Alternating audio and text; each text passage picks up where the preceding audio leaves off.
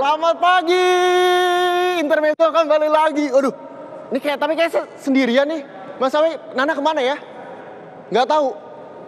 Selamat pagi pemirsa, ini saya lagi main sepeda. Nah, sepeda aku bisa. Sudah ada Nana di sini. Sepeda aku bisa jalan tapi nggak digoyang. Kok bisa? Bisa dong, karena ada starternya pemirsa, lihat deh. Tuh. Nah, kalau Nana sepedanya ada starternya, ada listriknya, namanya sepeda listrik ya, Nak? Iya, betul. Kalau saya ini sepeda asli dari bambu. Wow, Nah, ini dari bambu.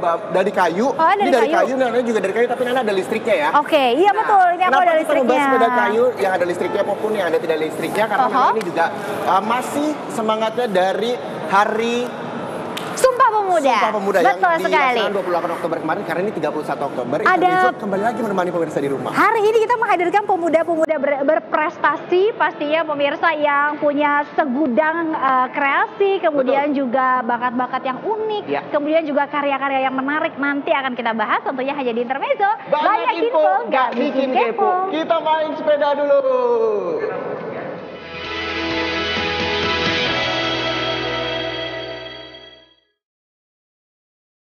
Kalau biasanya produk olahan kayu itu berupa barang-barang yang statis atau diam seperti kayu ataupun meja. Nah, ini di tangan karya anak bangsa, sebuah kayu bisa menjadi benda dinamis yang bisa bergerak dan tentunya memiliki banyak manfaat.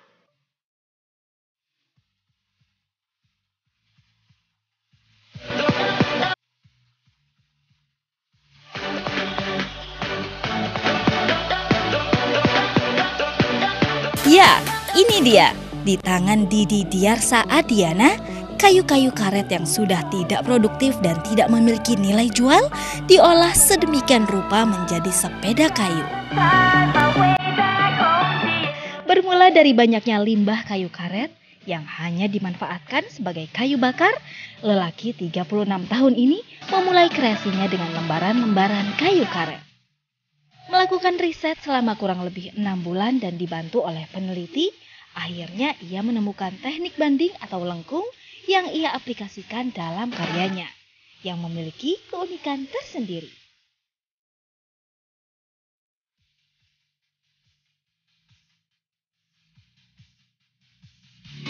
Dua jenis sepeda karyanya, yakni sepeda kayu dan juga sepeda dengan tenaga listrik. Tak hanya sepeda listrik biasa, namun kekuatannya layaknya sepeda motor dengan daya jangkau mencapai 30 hingga 40 km dan kecepatannya mencapai 80 km. Tuhan menciptakan kita ya kan, otaknya, terus kemudian kita punya sumber daya alam yang sedemikian banyak, kita punya kemampuan juga teknologi lumayan bagus, orang-orangnya kreatif. Nah, kalau ketiga unsur ini kita coba padukan menjadi sebuah kekuatan baru, akan menghasilkan produk-produk yang bisa membantu manusia untuk menyelesaikan masalah-masalah kehidupannya, seperti transportasi, kemacetan tadi, polusi, mungkin kesehatan juga. Mereka akan menunjukkan bahwa kota yang bersih, kota yang sehat, kota yang modern adalah kota-kota yang justru beralih kembali kepada produk-produk transportasi yang ramah lingkungan.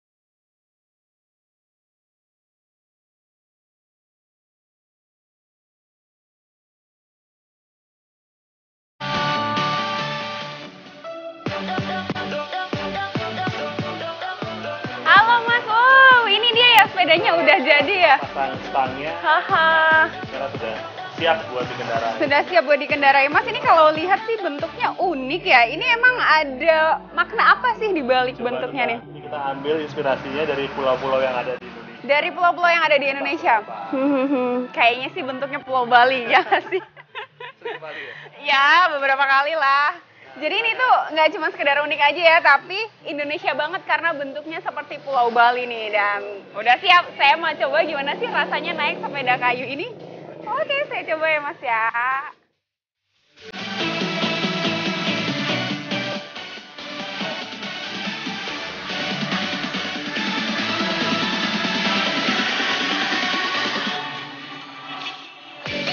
Nah, ini dia pemirsa dari sebuah karya anak bangsa yang ramah lingkungan juga bisa berefek terhadap kesehatan kita juga. Dari Depok, Jawa Barat, Dini Rafiu, Randi Aditya melaporkan.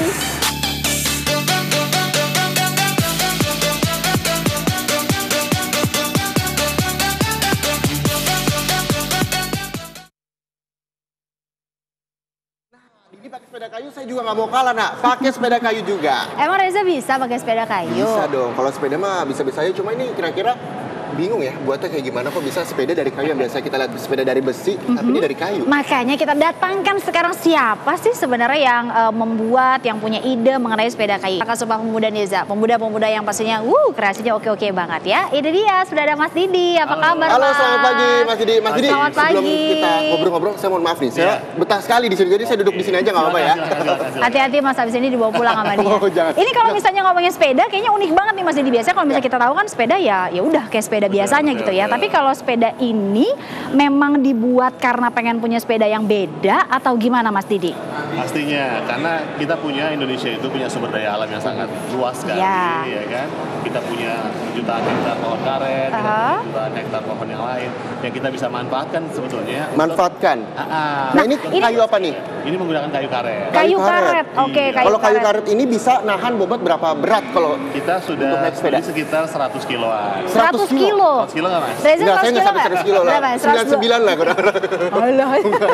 Jadi bisa sampai 100 Iya, kilo. kita mencoba membantu pemerintah untuk menyelesaikan masalah-masalah transportasi sebetulnya. Jadi memanfaatkan sumber daya alam yang ada, yang berlimpah tanpa merusak alam itu sendiri.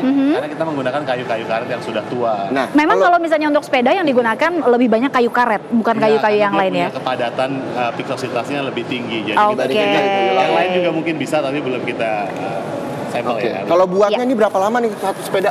Pada awalnya kita buat sekitar 6 bulan untuk prototyping. Satu sepeda. Satu sepeda. Tapi sekarang sudah cukup 1 minggu bisa jadi. 1 minggu bisa jadi ya. Nah ini kalau misalnya dilihat yang beda dari sepeda biasanya, aku turun deh kalau gitu.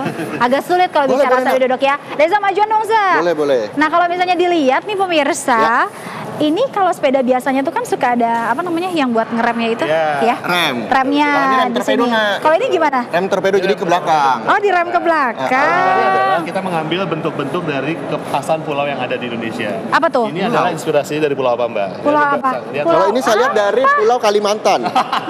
Nggak usah ngarang, nggak usah Enggak, ngarang. ini dari Papua ini. Ini Modelnya dari mana? Papua. Pulau Bali, Mbak. Oh, Bali ya? Tapi saya lihat Bapak Papua. Bapak udah nebak 2 kali salah bola ya. Ini dari Pulau Bali. Ya, kita terinspirasi dari bentuk pulau yang ada di Indonesia, kita coba manifestasikan dalam bentuk desain sepeda. Oke. Ini menunjukkan bahwa Indonesia punya kekayaan yang sangat besar sekali, Betul. punya kecanggihan teknologi, punya orang-orang kreatif. Nah, itu adalah paduan yang sempurna. Jadi ini pure Nah. semua produksinya dari dalam negeri. Betul. Iya dong. Nah ini kayu yang berasal dari Nusantara, pemirsa bisa dilihat di layar kaca Anda gitu ya. Dan Ya. kalau misalnya mau kita lihat dengan detail, berarti ini di-combine gitu ya dari mulai ban sepedanya, kemudian dan Nanti satu-persatu lain-lainnya. Kita akan coba dominasi lebih banyak lagi kayu. Sekarang Iya. sudah ada stangnya, Aha. sudah ada frame-nya, sudah ada fork-nya. Nanti akan mungkin nyusul juga ke bagian-bagian yang lain. Wow. Oke, nah, Kita tambah canggih lagi. Kalau tadi kata Ini tadi aku nyobain yang ini nih, yang Tadi ini. sepeda listrik ya, Nak, ya? ini, betul. Tahu nggak ya, aku sampai keliling-liling di lobi loh pakai sepeda. Nah, sebelum kita ngebahas tentang sepeda listrik, saya Aha. mau tanya dulu, Nak. Apa? Ini sepeda kayu harganya berapa nih? Pasti Jangan mahal dijawab ya. dulu, kita Pasti jadi mahal dulu ya. Oh gitu. Oke. Harganya sepeda ini akan dibongkar lah Mas Dini. Kira-kira berapa? Sesaat lagi hanya di Intermezzo. Banyak info, nggak bikin kepo.